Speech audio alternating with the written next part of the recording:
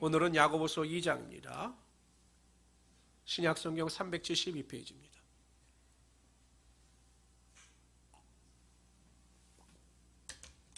신약성경 372페이지 야고보서 2장입니다.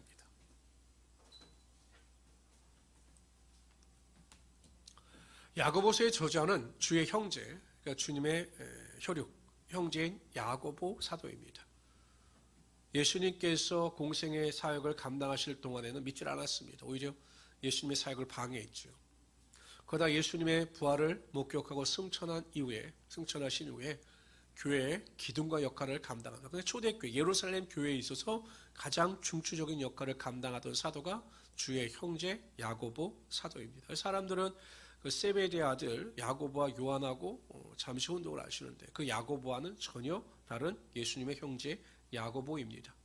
이 야고보서는 로마 지역 내에 흩어져 있는 디아스포라 있는 교회들에게 보낸 공동서신입니다. 그러니까 돌려보는 서신입니다. 그래서 공동서신입니다. 핵심은 믿음과 행함에 대한 문제입니다. 온전한 믿음을 가지고 있는 성도는 온전한 행함을 하게 되어 있다, 실천하게 되어 있다라는 것을 강조하고 있는 것입니다. 기록 목적은 그 당시에 유대인들에게 핍박당하는 교회를 위로하고 또한 잘못된 복음에 대한 이해를 통해서 구원을 받은 이후에 우리가 은혜를 받고 구원을 받았기 때문에 이 땅에서 우리가 말씀대로 살지 않아도 된다라고 하는 잘못된 신앙에 대해서 행함을 강조하기 위하여 이 야고보서를 기록한 것입니다. 우리 1절부터 2장 1절부터 13절까지 한 절씩 교독합니다. 여기는 사람 차별에 대한 내용입니다. 내 형제들아 영광의 주 곧 우리 주 예수 그리스도에 대한 믿음을 너희가 가졌으니 사람을 차별하여 대하지 말라.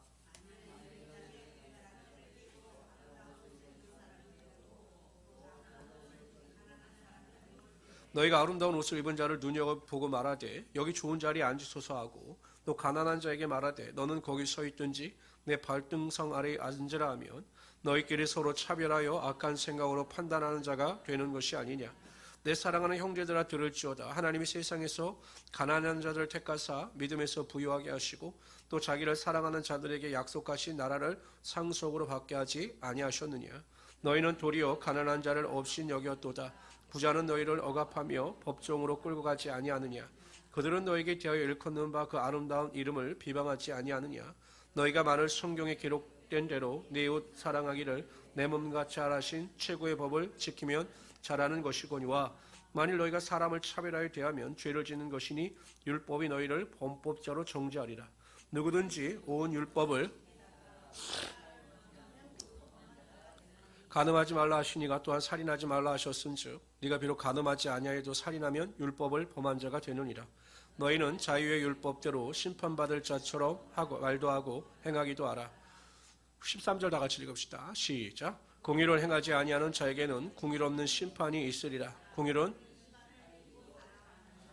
아마 그 당시에 야고보 사도가 보기에 그 교회들 가운데 부자와 가난한 자들에 대한 차별이 있었던 것으로 보입니다. 이 시대도 마찬가지죠. 우리가 살아가다 보면 부자와 가난한 자에 대한 차별은 존재하지 않는다라고 우리는 알 수 있지 않습니까? 제가 예전에 한번 큰 교회에서 대표 모임이 있어서 참석한 적이 있습니다. 근데 저희 그 모임의 회장님께서 참석을 못해서 총무인 제가 회장님을 대신하여 그 모임에 참석한 적이 있습니다. 워낙 교통이 막혀서 조금 아슬아슬하게 그 회의장에 도착을 했는데 그 큰 교회 앞에 주차장이 있어요. 바로 앞에 주차장이 있고 차들이 딱 주차를 세워놓고 있더라고요. 그래서 제가 딱 들어가려고 하니까 관리하는 집사님이 딱 막으시는 거예요. 못 들어온다라는 거예요. 제가 지금 여기 회의를 왔고 지금 급해서 빨리 들어가야 되는데 왜 안 되냐? 저기 보니까 다 차들이 있고 주차가 돼 있는데 왜 주차가 안 되느냐라고 물어봤더니 저기 높은 분들이 되는 자리이기 때문에 안 된다는 거예요. 그래서 제가 가만히 보니까 에쿠스급 3000cc 이상 차들이더라고요. 저는 그때 차가 에쿠스3 막 이렇게 녹슬고 막 떨어지고 막 이런 차였거든요. 나 급하니까 좀 사정 좀 봐달라고 그랬더니 저 쓰레기통 옆에 가서 세우라는 거예요. 야, 이 교회는 안 되는 교회구나. 제 차가 얼마나 부끄럽다고 저 쓰레기통 옆에 세우라고 하니까 세웠죠. 그러니까 교회는 이런 차별이 존재하면 되지 않는 거예요. 목회자가 있는 자와 없는 자를 차별한다? 그건 교회가 아닙니다, 여러분. 근데 성도들은 그냥 목회자가 그런 차별을 해도 그냥 좋다고 다녀요. 여러분, 하나님께서 분명히 오늘 본문 말씀해 보세요. 형제를 차별하는 죄나 살인하는 죄나 똑같다고 말씀하셔요. 율법을 어긴 것은 똑같다라고 말씀하셔요. 살인했기 때문에 그건 중한죄고 형제를 차별했기 때문에 이거는 경한죄다. 이게 아니에요. 하나님은 살인한 죄나 차별하는 죄나 똑같이 생각하신다라는 것입니다. 그래서 우리는 절대 사람을 차별하지 말아야 한다라는 것입니다. 왜 그렇습니까? 하나님 입장에서 우리를 그렇잖아요. 우리 자녀들을 보면 이제 부모의 마음의 입장에서 보면 잘 사는 자녀가 있고 어렵게 사는 자녀가 있어요. 누구에게 마음이 더 갑니까? 어려운 자녀에게 마음이 더 가잖아요. 잘된 자녀보다 안 된 자녀에게 마음이 더 가잖아요. 하나님의 마음도 똑같은 것이에요. 그런데 여러분, 사람이 그것을 가지고 차별한다? 하나님께서는 절대로 그것을 기뻐하지 않는 것입니다. 더군다나 여러분, 부자면 얼마나 부자고 가난하면 얼마나 가난하겠어요. 부자라고 하루에 10끼를 먹습니까? 30끼를 먹습니까? 똑같이 삼시세끼 먹는 것이고 똑같이 살아가는 것 아니겠어요? 좀 더 좋은 집에 살고 좋은 차를 탈 뿐이지. 그게 또 부럽습니까? 부럽지도 않지 않습니까? 제가 보니까 제가 그렇게 부자들보다 많은 것을 갖고 있지 않지만 먹는 건 제가 훨씬 잘 먹는 것 같아요. 그러니까 여러분, 그러지 말라라는 것입니다. 그래서 오늘 본문에 보면 그러면 어떻게 우리가 이웃을 차별 없이 사랑할 수 있는가에 대한 해답을 제시해 주셔요. 13절입니다. 다 같이 한번 읽어봅시다. 시작. 궁휼을 행하지 아니하는 자에게는 궁휼이 없는 심판이 있으리라. 궁휼은 심판을 이기고 자랑하느니라. 뭐가 중요하냐면 궁휼이에요. 궁휼이라고 하는 것은 불쌍히 여겨서 도와주는 마음입니다. 그러니까 상대방을 보면 너무나 마음에 궁휼함이 들게 되면 그 사람이 가지고 있는 소유, 나에 대한 태도에 상관없이 그 사람에 대한 사랑을 온전히 행하며 나갈 수 있게 된다는 것입니다. 예수 그리스도께서 우리를 궁휼히 여기시는 거예요. 그래서 예수 그리스도의 십자가 보혈의 은혜의 능력으로 우리의 모든 죄를 덮으신 겁니다. 우리를 궁휼히 여기셔서 우리가 잘나서 하나님께 대하여 선한 일을 해서가 아니라 그냥 우리를 무조건 궁휼히 여기시는 것입니다. 그래서 우리의 모든 죄를 십자가 보혈의 은혜와 능력으로 덮으신 것입니다. 그 복음서에 보면 누가복음 15장에 보면 집 나간 아들의 비유가 나옵니다. 아버지의 재산, 자신의 분깃을 가지고 나가서 아버지의 뜻과는 전혀 상관없이 엉망으로 살다가 모든 재산을 다 탕진하고 돌아옵니다. 부모의 입장에서 보면 얼마나 여러분 골칫덩어리 아들입니까? 근데 그 아버지는 그 아들을 항상 궁휼히 여기는 마음을 가지고 언젠가는 돌아오겠지라고 기대하면서 그 마을 입구에서 그 아들을 기다렸습니다. 돌아오죠. 거짓골을 하고 돌아옵니다. 아들이 이야기합니다. 아버지, 나를 품꾼의 하나와 같이 여겨주십시오 라고 이야기를 합니다. 그랬더니 아버지가 그렇게 여깁니까? 그래, 네 재산 네가 다 날리고 네 마음대로 살다 왔으니까 앞으로는 너는 내 말을 들어야 돼. 알았어? 라고 책망하지 않아요. 궁휼히 여깁니다. 쿨한 마음을 가지고 그 옷을 다 갈아입히고 또한 신발을 신기고 가락지를 끼우고 그 아들을 위해서 큰 잔치를 배설합니다. 이게 어떻게 가능하느냐? 그 아버지가 그 아들에 대한 궁휼한 마음이 있었기 때문에 그 아들에 대한 행동에 상관없이 그 아들을 사랑하는 마음을 표현할 수 있었던 것이에요. 이게 중요한 거죠. 그렇기 때문에 우리 성도님들은요, 이 궁휼한 마음을 위해서 기도해야 돼요. 여러분, 우리가 얼마나 연약합니까? 하루에 한두 번, 12번도 우리의 마음이 변하지 않아요. 용서해야지, 사랑해야지, 궁휼히 여겨야지 라고 생각했다가도 또 보면 마음이 돌아가고 또 마음이 제대로 실천되지 않을 때가 얼마나 많이 있습니까? 그래서 우리가 하나님께 대하여 궁휼한 마음을 가질 수 있도록 끊임없이 기도하고 그 은혜를 구해야 한다는 것입니다. 그래서 우리가 그럴 때 온전한 궁휼함의 은혜가 임하게 되는 것입니다. 제가 대학원 때 지금 생각하면 참 저도 어렸다라는 생각이 들어요. 대학원 때 교수님 한 분이 계셨는데 이분이 말과 행동이 너무 다른 거예요. 저한테 들키지 말았어야 되는데 저한테 들킨 거예요. 제가 그때 조교를 하고 있었는데 우리 앞에서는 사회 정의가 어떻고 막 이렇게 떠드는데 뒤에 가서는 대학원 총장한테 가서 막 이렇게 아부하고 이게 저한테 걸린 거예요. 그러면 나도 연약한 인간이니까 나도 넘어질 수 있다. 이렇게 돼. 강의 때는 막 혼자 거룩한 척, 정의를 행하는 척 떠들고 뒤에 가서 그렇게 행동을 하니까 제가 너무 그분에 대해서 그 안 좋은 감정이 있어가지고 수업 때마다 그분의 내 강의에 대해서 토를 단 거예요. 논쟁하고 반박하고 막 하니까 교수도 화가 나죠. 건방지게 막 자신이 코너에 몰리니까 막 화가 나니까 그분들 참 그러면 안 되는데 저만 점수를 최악으로 줘요. 더 억울한 건 저랑 친한 친구는 아무 잘못도 없는데 걔도 최악의 점수를 받았어요. 제가 복도에서 받은 인사도 안 했습니다. 교수도 인정도 안 했어요. 그분도 그랬죠. 그래 졸업을 했습니다. 10년이 흐른 뒤에 친구 목사가 개척을 하는데 거기 축사를 하러 그 목사가 오신 거예요. 그 교수님이. 아는 척 안 했죠, 저도. 근데 피한다고 피했는데 어떻게 밥상에서 같이 밥을 먹게 된 거예요. 이게 코로 들어가는지 입으로 들어가는지 모르고 먹는데요. 갑자기 제가 밥을 먹다 그분의 얼굴을 이렇게 딱 봤어요. 그랬는데 이 얼굴 입 주변에 김치 국물을 묻히면서 먹는 거예요. 그런 분이 아니었거든요. 깔끔한 분이었어요. 아주 깔끔하고 자기 정리를 엄청 잘하는 분이었는데 여기 김치 국물을 묻히고 막 먹는데 제 마음속에 궁이라는 마음이 확 들어온 거예요. 저분도 이제 늙으셨구나. 하나님이 주신 마음이죠. 그랬더니 여러분 그 전에 있었던 그 나쁜 감정이 눈 녹듯이 사라졌습니다. 그래서 제가 그분한테 얼마나 잘하는지 몰라요. 그게 제가 가지는 마음이 아니라 하나님께서 그 궁일함을 저에게 주셨기 때문에 그 마음이 눈 녹듯이 녹아질 수 있었던 것입니다. 안 돼요, 여러분. 우리가 저 사람을 사랑해야지, 궁일한 마음을 가져야지, 이해해야지 라고 하지만 우리는 연약한 육신의 한계를 가지고 있기 때문에 우리의 능과 힘으로는 안 돼요. 하나님께 항상 궁일하심을 구해야 합니다. 하나님, 저에게 궁일한 마음을 주시옵소서, 다른 사람을 궁일히 여기시는 마음을 주시옵소서 라고 기도할 때 하나님께서 그 궁일한 마음을 통해서 다른 사람을 사랑하고 섬기며 살아갈 수 있게 하여 주시는 것입니다. 그래서 우리 성도님들 항상 궁일한 마음을 가지고 다른 사람을 나보다 낮게 여기고 사랑하고 섬기며 살아갈 수 있는 하나님의 귀한 성도들이 되시기를 주님의 이름으로 축원합니다. 14절에서 우리 26절까지 읽도록 하죠. 여기는 또 이제 계속 반복이에요. 행함이 없는 믿음은 무슨 믿음이다? 죽은 믿음이다. 행함이 없는 믿음은 죽은 믿음이다. 내 형제들아, 만일 사람이 믿음이 있노라 하고 행함이 없으면 무슨 유익이 있으리요? 그 믿음이 능히 자기를 구원하겠느냐?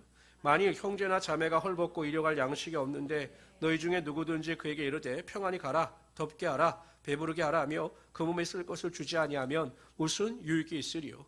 이와 같이 행함이 없는 믿음은 그 자체가 죽은 것이니라. 어떤 사람은 말하기를 너는 믿음이 있고 나는 행함이 있으니 행함이 없는 내 믿음을 내게 보이라. 나는 행함으로 내 믿음을 내게 보이리라 하리라. 내가 하나님은 한 분이신 줄 믿느냐? 잘하는도다. 귀신들도 믿고 떠느니라. 그러니까 귀신들도 안다라는 거예요. 하나님에 대한 이해와 믿음이 있다라는 거죠. 하나님은 이런 분이다라는 것을 귀신들도 알고 믿는다라는 것입니다. 헛단한 사람아, 행함이 없는 믿음이 헛것인 줄을 알고자 하느냐? 우리 조상 아브라함이 그 아들 이삭을 제단에 바칠 때 행함으로 옳다 하심을 받은 것이 아니냐? 내가 보거니와 믿음이 그의 행함과 함께 일하고 행함으로 믿음이 온전하게 되었느니라. 이에 성경에 이른 바 아브라함이 하나님을 믿으니 이것을 의로 여기셨다는 말씀이 이루어졌고 그는 하나님의 벗이라 청함을 받았나니 이로 보건대 사람이 행함으로 의롭다 하심을 받고 믿음으로만 아니니라. 또 이와 같이 기생 라합이 사자들을 접대하여 다른 길로 나가게 할 때 행함으로 의롭다 하심을 받은 것이 아니냐. 영혼 없는 몸이 죽은 것 같이. 다 같이 읽읍시다. 시작. 행함이 없는 믿음은. 그러니까 여기서 이제 야고보서와 로마서의 논쟁 아닌 논쟁이 일어나요. 로마서는 뭐라고 이야기합니까? 오직 의인은 믿음으로 말미암아 살리라. 믿음으로 구원받는 거죠. 그런데 야고보서를 잘못 이해하는 사람은 뭐냐? 여기는 행함으로 구원을 얻는다라고 하는데 그럼 이행득이가 아니냐? 그럼 야고보서가 잘못된 것이 아니냐라고 반박하는 사람들도 있습니다. 잘못된 거죠. 그러니까 여러분, 우리가 성경을 넓게 깊이 알면 이 문제가 쉽게 해결되는 것입니다. 이와 같은 거예요. 여러분, 우리가 자동차를 운전합니다. 보통 전륜 구동하면 동력이 앞바퀴에 이제 전달이 되는 거죠. 보통 자가용이. 그럼 앞바퀴가 막 악셀레터를 밟아서 굴러가면 뒷바퀴는 어떻게 됩니까? 자연스럽게 쫓아오잖아요. 뒷바퀴가 나는 안 간다라고 뻗팅겨도 자연스럽게 차가 운행을 하는 것입니다. 동전을 보세요. 동전에 앞면이 있어요. 그럼 뒤에 동전의 뒷면이 있죠. 그럼 그것을 떨어뜨려서 아무리 깨트리려고 해도 동전이 깨집니까? 안 깨집니까? 안 깨져요. 그러니까 믿음과 행함이라고 하는 것은 따로 분리해서 생각할 수가 없다라는 것이에요. 예수님께서 마태복음 그 7장에서 산상설교에 보시면 거짓 선지자들에 대한 말씀을 하셔요. 거짓 선지자들. 거짓 선지자들을 조심하라, 경계하라. 그러시면서 이렇게 말씀하십니다. 그들의 열매도 그들을 알지니 가시나무에 포도를 또는 엉겅퀴에 무화과를 따겠느냐. 이와 같이 좋은 나무마다 아름다운 열매를 맺고 못된 나무가 나쁜 열매를 맺나니 좋은 나무가 나쁜 열매를 맺을 수 없고 못된 나무가 아름다운 열매를 맺을 수 없느니라. 아름다운 열매를 맺지 아니하는 나무마다 찍혀 불에 던져지니라. 이러므로 그들의 열매로 그들을 알지니라. 그들의 열매로 그들의 믿음을 판단할 수 있다는 것입니다. 여러분들 이렇게 보세요. 여러분들 뭐 우리 권사님들 믿음이 보이십니까? 제 믿음이 보이십니까? 근데 그 믿음을 어떻게 판단할 수가 있습니까? 물론 믿음을 판단하는 것은 아니지만 믿음을 어떻게 분별할 수 있습니까? 아, 이분은 좀 믿음이 연약하구나. 믿음이 있다. 이걸 어떻게 판단할 수 있느냐? 그분이 행하는 말, 그분이 행하는 행동, 예배에 대한 태도를 다각적으로 분석해서 아, 이분은 그래도 믿음이 바로 서 있구나라는 것을 판단할 수 있다는 것입니다. 그래서 오늘 본문에 보면 믿음과 행함이 일치했던 두 사람에 대한 예화를 들어요. 첫째는 아브라함이죠. 내 독자 이삭을 내가 지시할 한 땅 산으로 데리고 와서 그를 내게 번제로 드리라 라고 하나님께서 아브라함에게 명령하셔요. 그랬더니 아브라함이 어떻게 합니까? 다음날 아침 즉시 일어나 하나님의 명령에 순종합니다. 행함이 있다는 거죠. 근데 아브라함이 어떻게 이렇게 행할 수 있었느냐? 바로 죽은 자를 살리시는 하나님에 대한 온전한 믿음이 있었기 때문에 그는 내가 이삭을 하나님께 번제로 드린다 할지라도 하나님께서 내 사랑하는 독자 이삭을 살리심으로 그를 이어서 자손들이 나타나게 하여 주실 것이다라고는 온전한 믿음이 있었던 것입니다. 이처럼 믿음이 있는 사람들은 온전한 행함이 있어요. 성도들도 마찬가지잖아요. 아무리 환난이 다가오고 핍박이 다가오고 어려움이 다가오고 뭐 고통이 다가온다 할지라도 믿음이 있는 사람은 행함이 다릅니다. 어떻게 다릅니까? 기도하죠. 찬송하죠. 감사하죠. 그럴 때 하나님께서 그 믿음과 행함을 보시고 그의 삶에 하나님의 능력이 나타나게 하여 주신다는 것입니다. 평상시에 아이고 목사님 나 믿음이 있어요. 내 믿음이 얼마나 좋은데요. 아유 나는 저 사람 보면 저 사람 참 믿음이 없어 보여요. 그런데 여러분 어려움이 다가오고 고난이 다가오면 낙심하고 불평하고 원망하고 뒤로 물러가는 것은 믿음이 없는 거예요. 라합도 마찬가지입니다. 하나님께서 전지전능하신 하나님이시다라는 사실을 믿었어요. 자신이 살고 있는 여리고 성원이 견고한 성입니다. 이스라엘 백성들은 출애굽해서 나왔지만 철기 문화를 가지고 있는 민족도 아니었어요. 그러나 하나님께서 이 여리고 성을 무너뜨린다라고 하는 확실한 믿음이 있었어요. 그래서 위험을 감수하죠. 정탐꾼을 숨겨두죠. 자신의 믿음을 행함으로 나타내 보인 겁니다. 그 고난과 위기 앞에서 그것을 포기하지 않냐고 믿음대로 행하는 것이에요. 그랬더니 하나님께서 그 라합의 믿음을 보시고 그를 구원하여 주시고 또 예수 그리스도의 족보에 들어가는 하나님의 영광의 능력이 나타나게 하여 주셨던 거죠. 아무리 장로님이라고 하면서 거짓말하고 참 제가 안타까워요. 제가 목회자로서 경험을 해보면 제가 웬만하면 이제 예수 믿는 사람들한테 일을 안 맡기려고 그래요. 와서 막 일을 맡기면 우리 형님이 선교사다, 우리 집안이 믿음의 집안이다, 막 이렇게 해놓고서 나중에 보면 엉망이에요, 엉망. 일도 엉망으로 해놓고 막 오라고 그러면 막 짜증내고, 그럼 정말 예수님을 통해서 장사하는 사람 아니에요. 그러니까 교회 안에서도 내가 장로니 권사니라고 하면서 거짓말하고 다른 사람에게 상처 주고 피해 주는 거 믿음 없는 거예요. 그러니까 우리가 직분자를 세울 때 정말 조심해야 되는데 한길 사람 속을 알 수 없으니까.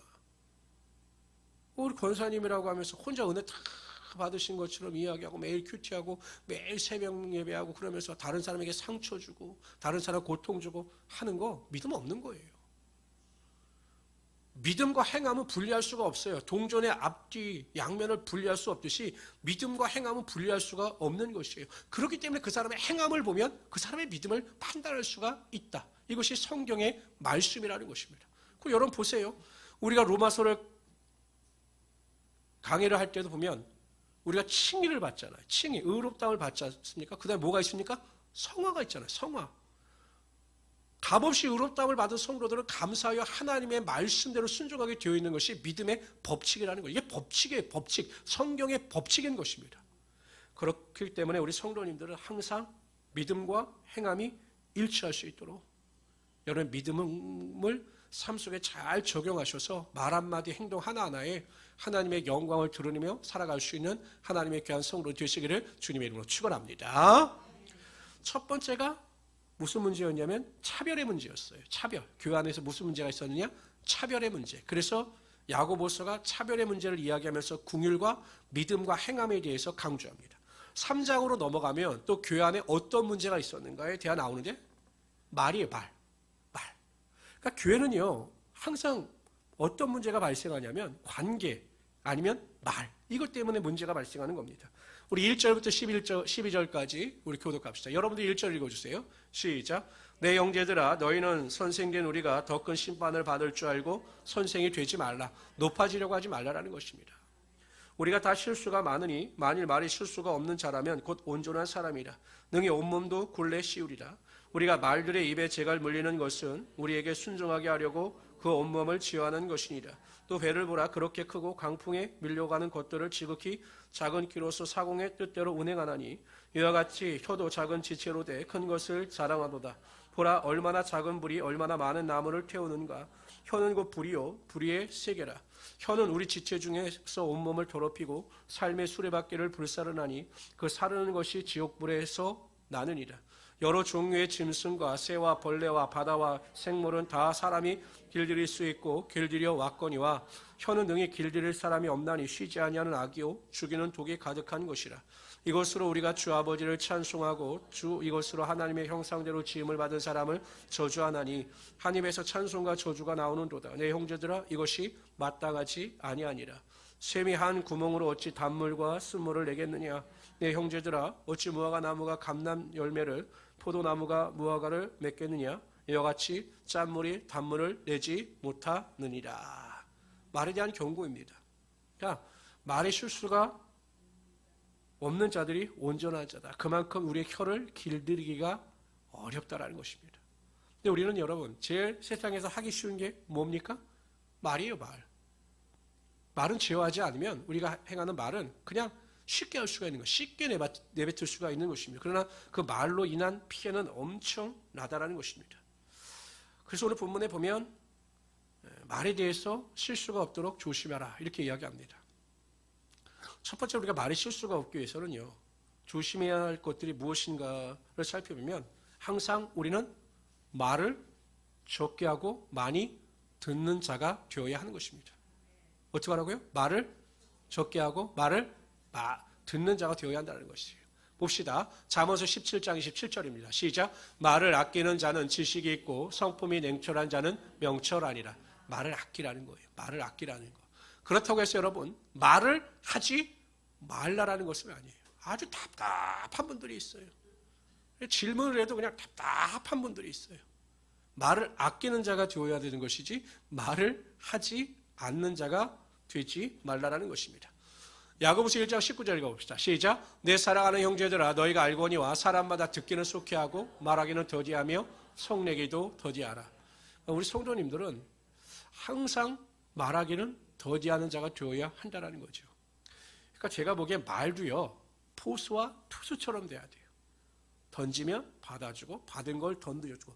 그러니까 여러분 우리가 대화를 할 때도요 항상 듣는 훈련이 되어 있어요. 듣는 훈련. 내가 말을 하면 상대방이 듣고 또 말하는 것을 또 반응해서 할 수 있는 거예요. 이게 대화가 될 수 있도록 노력해야 되는데 또 어떤 분들은 그냥 일방적으로 본인 말들만 하셔요. 그러면 이제 상대방에서 슬슬 피곤해지기 시작하는 거죠.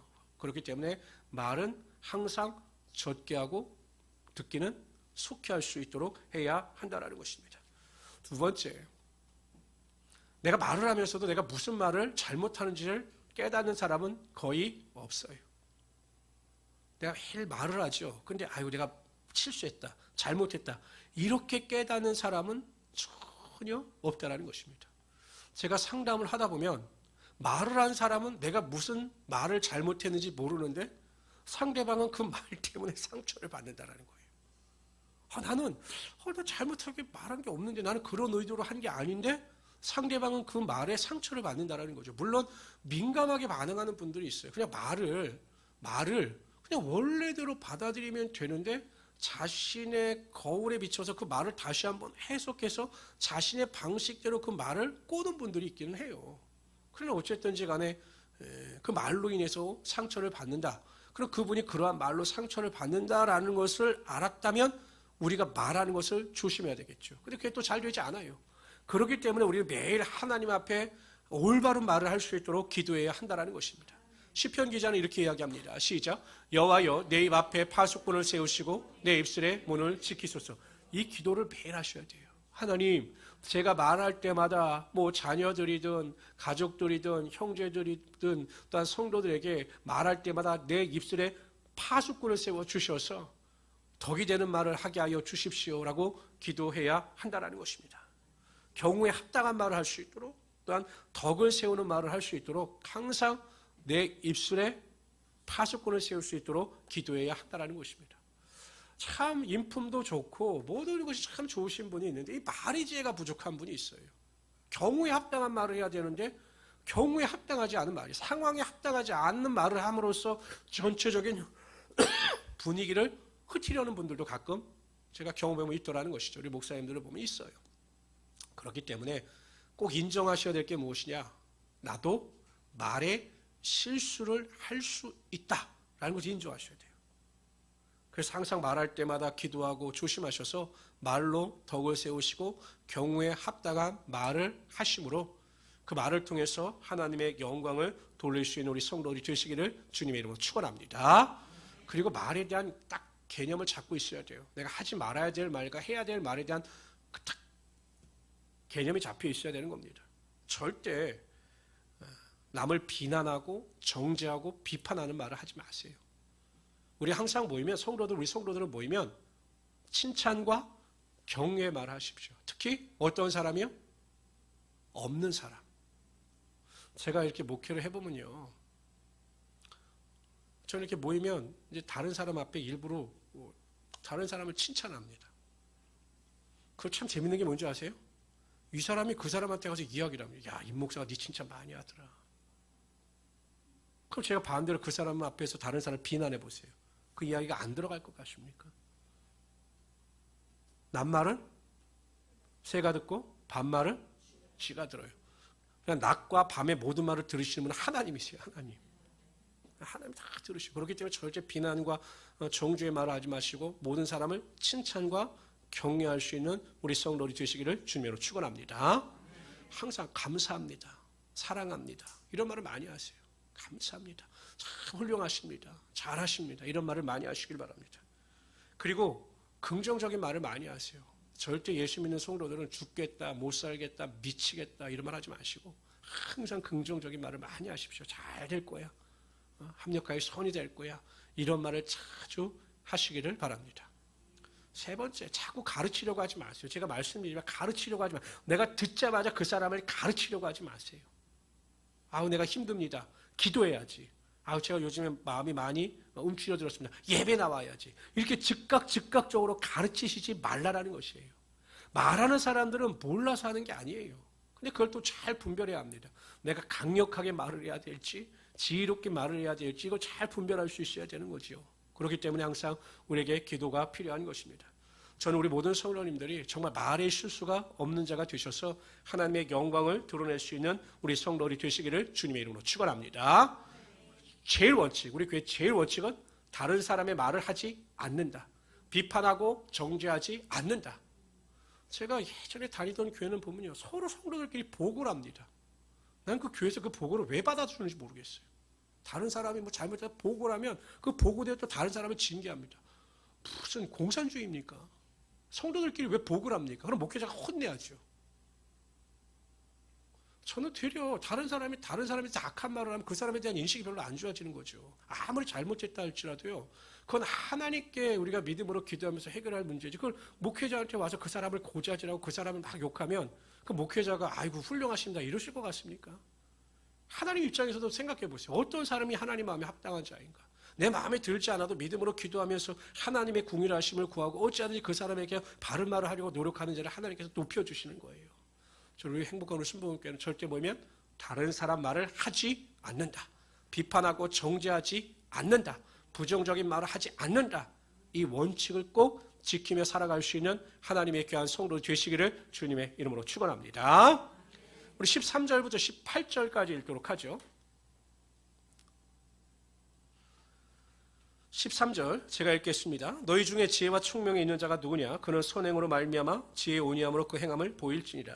그러나 너희 마음속에 독한 시기와 다툼이 있으며 자랑하지 말라. 진리를 거슬러 거짓말하지 말라. 이러한 지혜는 위로부터 내려온 것이 아니요 땅의 것이요 정욕의 것이요 귀신의 것이니 시기와 다툼이 있는 곳에 혼란과 모든 악한 일이 있습니다. 그러니까 여러분, 교회가 다툼이 일어나고 분란이 일어나는 이유가 무엇입니까? 하나님께서 주시는 지혜가 아니라 세상의 악한 지혜를 쫓아 살기 때문에 그래요. 하나님의 영이 없는 교회, 하나님의 성령의 능력이 없는 교회는 항상 다툼과 분란이 일어나게 되어 있다는 것입니다. 꼭 기억하십시오. 가정도 마찬가지예요. 가정도 꼭 기억하십시오.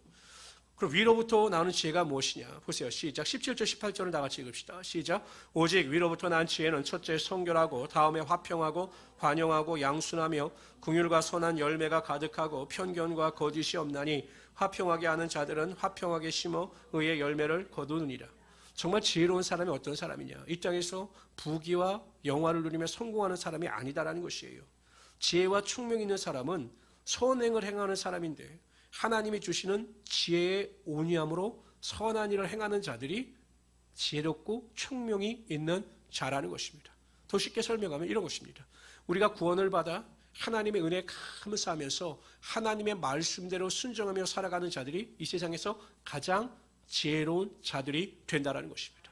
왜 그럴까요? 여러분 생각해 보세요. 세상 사람들은요, 제가 어저께인가도 요즘에 젊은 사람 친구들이 투자, 비트코인, 주식 이런 이야기를 해가지고 그 유튜브에서 라츠라고 하는 것을 운영하면서 유명한 투자자가 하는 강의를 한번 들어봤어요. 내가 무슨 강의를 하나 이렇게 들어봤어요. 그랬더니 돈 1,000만 원만 모이면 주식에 투자라는 거예요. 그리고 1,000만 원은 10년 뒤, 10년 동안 그냥 묵혀두고 없는 돈처럼 생각하면 투자에 성공할 수 있다는 것입니다. 그럴듯하죠. 그럼 사람들은 그렇게 해서 큰 이익을 거두게 되면 이 땅에서 성공하고 큰 만족을 누리며 살아간다라고 이야기를 하겠죠. 10년을 기다리면. 여러분 생각해 보십시오. 여러분이 하나님의 말씀대로 살고 하나님의 뜻대로 순종하며 살면 그 지혜와 총명을 따라서 하나님 나라에 여러분 얼마나 큰 투자가 되겠습니까? 1,000만 원과 비교가 되겠습니까? 나중에 하나님 나라에 들어가면 하나님께서 얼마나 기뻐하시겠어요. 이 땅에서 여러분 수고를 마다하지 않고 하나님을 위하여 산 자를 하나님께서 이렇게 안아주시면서 착하고 충성된 종아, 네가 그 땅에서 이 땅에서 정말 충성된 나를 위해서 일했다. 얼마나 기뻐하시겠어요. 근데 여러분 전혀 하나님 나라에 투자한 적이 없는 사람, 그냥 어떻게 이제 구원을 받아서 하나님이 들어간 사람, 물론 하나님께서 한 영혼이 천하보다 귀하다고 기뻐하시겠지만 우리 스스로가 하나님 앞에서 얼마나 부끄럽겠습니까? 다른 사람들은 칭찬받고 막 하는데 상급이 전혀 없으면 얼마나 우리가 부끄럽겠습니까? 그렇기 때문에 하나님 나라의 상급을 쌓는 자들이 지혜로운 자라는 것입니다. 하나님 말씀대로 살아가는 자들이 지혜로운 자라는 것입니다. 예배하라, 그럼 예배하는 것이고, 기도하라, 그러면 기도하는 것이고, 순종하라, 그럼 순종하면서 살아가는 자들이 지혜로운 자들이라는 것이에요. 저는 우리 모든 성도님들이 이러한 지혜와 명철을 쫓아 하나님 나라의 큰 영광을 돌리며 살아갈 수 있는 우리 성도들이 되시기를 주님으로 축원합니다. 그러면서 위로부터 오는 지혜의 특징에 대해서 말씀하고 있어요. 그러니까 여러분, 우리가 그 믿음을 점검할 수 있는 일이 성경에 다 나타나고 있어요. 내가 정말 하나님이 주시는 성결스러운 그 지혜를 가지고 살아가고 있는가, 그렇지 않은가 다 알 수 있어요. 무시하기 때문에 내 신앙에 대한 제대로 된 점검이 없는 거죠. 보세요. 첫 번째, 위로부터 오는 지혜, 하나님께서 주신 지혜를 가지고 살아가는 자는 어떠냐? 첫 번째, 성결합니다. 거룩하게 살아갑니다. 하나님 말씀대로 순종하며 살아간다는 것입니다. 화평한다는 것이에요. 위로부터 오는 지혜를 수여한 사람들은 모든 사람들과 화평하게 되어 있다는 것입니다. 싸우고 다툼이 일어나고 분쟁을 일으키는 사람은 하나님이 주시는 지혜가 아니라 악한 자로부터 오는 지혜를 쫓아 산다는 거죠. 관용, 참을성과 인내심이 많고 관대하다는 것입니다. 제가 예전에는 한번 제가 이제 이렇게 지방에 활동을 하면서 사람이 다양하죠. 성도도 다양하지만 우리 목사님들도 참 다양합니다. 성도들보다 더 어려우신 분들이 목사님이세요. 그럼 참 독특한 분들이 많아요. 그럼 이제 목사님들 사이에서도 참 상대하기가 껄끄러운 분이 있죠. 그분은 항상 저에게 전화를 합니다. 그냥 불필요한 일을 전화를 하고 뭐 이상한 말만 하셔요. 그러니까 저도 한편으로는 괴롭더라고요. 이분은 어떻게 해야 되나. 근데 하나님께서 그런 마음을 주시는 거예요. 이 사람을 한번 사랑해봐라. 이 사람만 사랑하면 정말 사랑하지 못할 사람이 없겠다.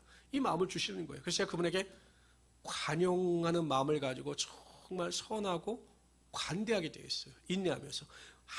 아무리 뭐 이상한 말해도 딴 분들 막 화를 낼 때 제가 한번 참아봤어요. 관용하면서. 그랬더니 여러분 정말 하나님께서 은혜를 주시니까 관용하게 되더라는 거죠. 그리고 하나님께서 그 사람을 변화시켜 주셔서 저한테는 얼마나 친절하게 대하시는지 몰라요. 우리가 사람이 다양합니다. 별의별 사람이 참 많아요. 좀 보면 조금 부담스러운 분들도 있죠. 그러나 하나님 앞에서 기도하세요. 하나님, 저에게 관용의 지혜를 허락하여 주셔서 관대하게 하시고 관대한 마음을 가지고 인내하게 하여 주시옵소서. 상대방이 무슨 말을 하더란다 할지라도 그 말을 제가 듣고 용납할 수 있도록 도와주십시오. 이렇게 기도할 수 있는 하나님의 귀한 성도 되시기를 주님의 이름으로 축원합니다. 네 번째, 하나님께로부터 오는 지혜는 양순합니다. 유순하게 받아들이는 거죠. 양같이 순하다라는 것입니다. 그러니까 예수 믿는 성도들은요, 하나님께로부터 받은 지혜를 가진 성도들은 표독하지가 않아요. 싸움꾼이 아닙니다. 항상 양처럼 순하다라는 것입니다. 다섯 번째, 궁율. 제가 이거 말씀을 드렸죠. 타인에 대한 불쌍한 마음을 가지고 살아가게 되어 있는 것입니다. 선한 열매는 궁율의 열매로 나타나는 구제예요. 항상 다른 사람을 도와주려고 하는 마음이 있다는 것입니다. 나만 잘 먹고 잘 사는 것이 아니라 항상 다른 사람에게 베풀고 싶은 사람이 있다는 것이에요. 편벽이라고 하는 것은 편견이 없다는 것입니다. 다른 사람에 대한 편견, 누군가의 말을 듣고 그 사람을 편견을 가지고 대하지 않는다는 것입니다. 여덟 번째는 거짓이 없다는 것입니다. 정직하고 바르다라는 것이죠. 저는 우리 모든 성도님들이 성령의 9가지 열매처럼 이러한 하나님께서 우리에게 부어주시는 8가지의 신령한 지혜를 구하심으로 하나님께 인정받는 지혜로운 성도의 삶을 살아가시는 우리 귀한 성도들이 되시기를 주님의 이름으로 축원합니다. 오늘 말씀은 간단합니다. 정말 은혜로운 교회는 믿음이 행함으로 나타나는데 다른 사람을 차별하지 않는다는 거예요. 차별하지 않는다. 그리고 항상 말을 함에 있어 조심한다는 것입니다. 세상의 지혜가 아니라 하나님께서 주시는 성결한 지혜를 가지고 신령하게 행하며 살아간다는 것입니다. 제가 어느 순간 깨달은 게 있어요. 이 성도들도요, 이렇게 보면 다 다르거든요. 우리 자녀들을 키우다 보면 자녀들이 다 다르듯이 성도들의 믿음도 다 다릅니다. 어떤 성도들은 이것이 부족하지만 또 다른 모습으로 교회를 섬기고, 또 어떤 성도는 또 이것이 부족한데 또 다른 면으로 교회를 섬기고, 그러니까 각자 다르지만 다양한 모습으로 교회를 섬기고 교회를 세움으로 교회가 하나님의 은혜 가운데 잘 운영이 되어진다는 것을 제가 깨닫게 됐어요. 왜냐하면 이분에겐 이게 부족해요. 보면 좀 아쉽다. 근데 또 다른 면에서는 또 이분이 참 믿음 생활을 참 보문을 보입니다. 이분은 이게 아쉬워요. 근데 또 이분은 이런 모습으로 하나님께 믿음을 가지고 행하신다는 것입니다. 그러므로 내가 가지고 있는 믿음의 기준을 가지고 다른 사람을 판단하지 말고 하나님께서 주시는 은혜와 능력을 가지고 궁휼함으로 다른 사람을 사랑하고 항상 말이나 행동에 있어 조심할 때 교회가 하나님의 영광을 이루며 나아갈 수 있게 될 것입니다. 우리 성도님들은 항상 이러한 믿음의 능력을 가지고 승리하며 살아갈 수 있는 귀한 성도들이 되시기를 주님의 이름으로 축원합니다.